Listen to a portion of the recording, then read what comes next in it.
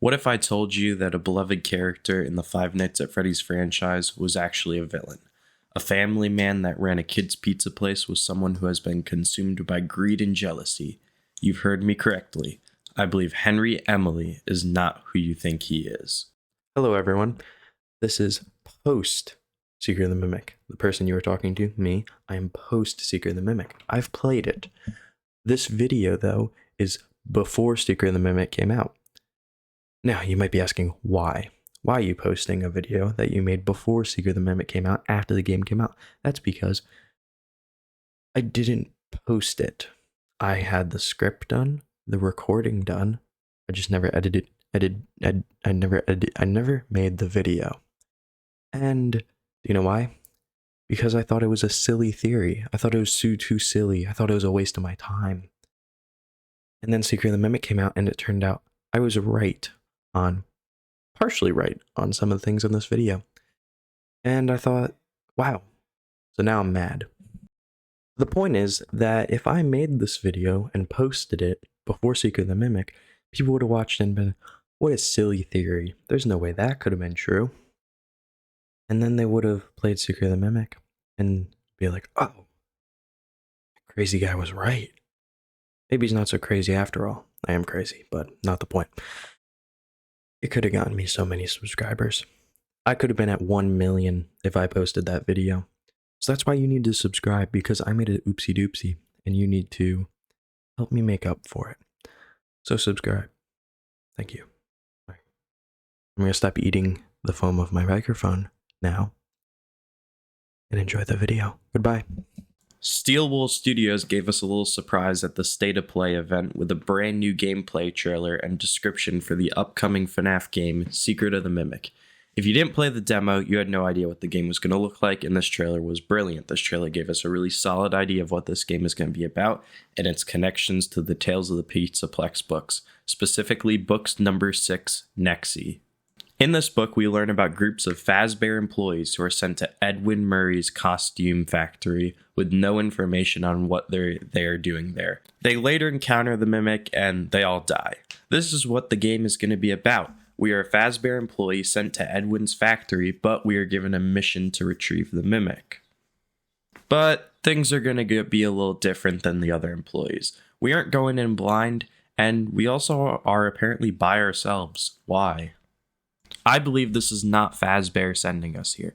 I believe this is someone else who may be a part of Fazbear, someone who might be jealous to a certain extent of Edwin's genius, someone like Henry Emily. I know this is a little wild, but I really do not think this is Fazbear the company themselves sending us here. It just does not line up.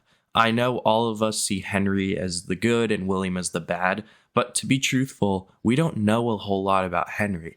Henry remained a very mysterious character up until the FNAF 6 era, where he assists the player and ultimately sacrifices himself to free the animatronic spirits. Connection terminated. I'm sorry to interrupt you, Elizabeth, if you still even remember that name, but I'm afraid you've been misinformed. You are not here to receive a gift, nor have you been called here by the individual you assume, although you have indeed been called. You have all been called here, into a labyrinth of sounds and smells, misdirection, and misfortune. A labyrinth with no exit, a maze with no prize. It is theorized that Henry had the ability to make his animatronics alive almost, and that's why William was so jealous of him. And we see in the books that the Mimic 1 program made the Mimic basically come to life. I believe just how William was jealous of Henry, Henry was jealous of Edwin. The way Henry had this ability to make his animatronics alive was stealing the Mimic 1 program and using it in his own animatronics. We know for a fact that Fazbear obtains the Mimic, and I will talk about how in a minute. A big question in all of this I was even asking myself was, why would Henry know about the Mimic in the first place? I surprisingly think the solution is kind of obvious. Alright, it's not obvious, but it does kind of line up here. I'm trying my best to explain the loose ends. Maybe Henry was more than just a boss to Edwin. Maybe he was a friend. Maybe he was someone who reached out in those trying times when Edwin's wife died. Henry was someone who could relate. He was also an inventor raising a child alone.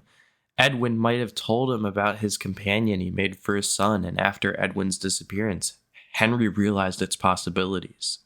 Henry wanted that technology for his own animatronics. As a co-owner of Fazbear Entertainment, he instructed the company to start sending people to the warehouse, but is discreet on why. That's why in the books, no information is given to the team sent in. Henry knew once word got out about the program, it would reach his unstable partner William. Henry wanted this program all to himself. I hate to bring the title into this, but what if this is the secret of the Mimic? What if the secret is not the Mimic's, but Henry's secret? It literally is the secret of the Mimic. I'm basically just saying this Mimic is a secret. Anyways.